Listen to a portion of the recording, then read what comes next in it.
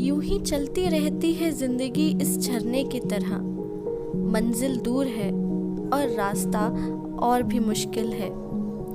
जाना भी दूर है और दिन भी कम है। क्या आसान है अपने सपनों को जीना? शायद नहीं, पर आखिर तक पहुंच जाऊं तो सफल हो जाएगी ये जिंदगी। Hi guys, मैं हूँ Surya and I am a travel and food vlogger. I travel, I explore, I eat and I make videos. So आज मैं लेके आई हूँ एक नई video. So let's get started.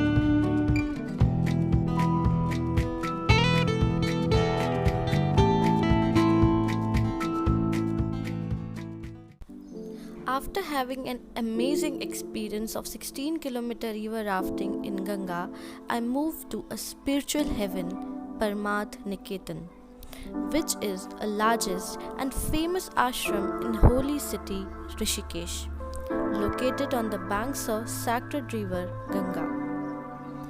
This place is an avalanche of emotions and heavenly vibes.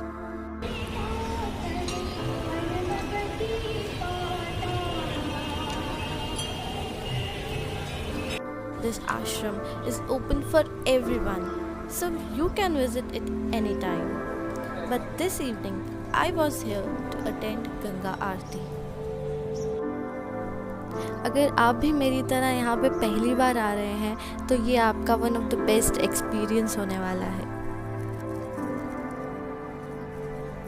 Ganga की आवाज़, भजन, आरती, पानी में जलते दिए और स्पिरिचुअल वाइब्स जो आप वहाँ जाकर ही महसूस कर सकते हैं।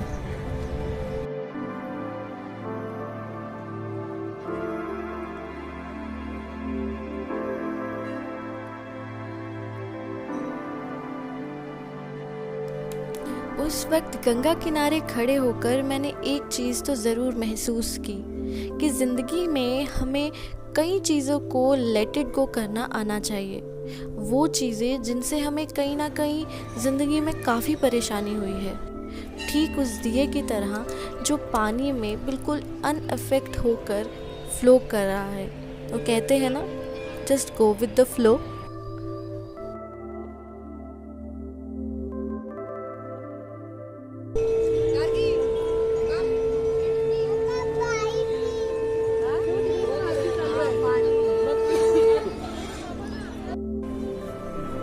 इस स्पिरिचुअल जगह का फ़ायदा लेते हुए मैं कुछ देर मेडिटेशन में भी बैठी और यकीन मानिए वो 10 से 15 मिनट काफ़ी ज़्यादा सुकून भरे थे।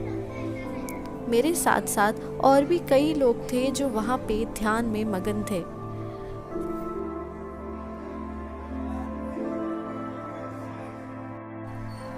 आश्रम की दीवारों पर कई महाभारत की, भगवान राम की, भगवान कृष्ण की, हनुमान जी की कई कलाकृतियाँ बनी हुई हैं।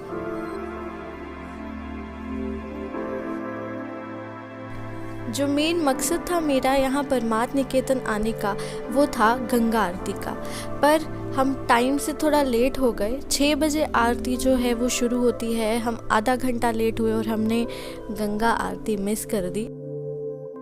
मैं इस अधूरी ख्वाहिश को लेकर वापस तो जा रही हूँ, लेकिन इसे पूरा करने एक दिन ज़रूर वापस आऊँगी।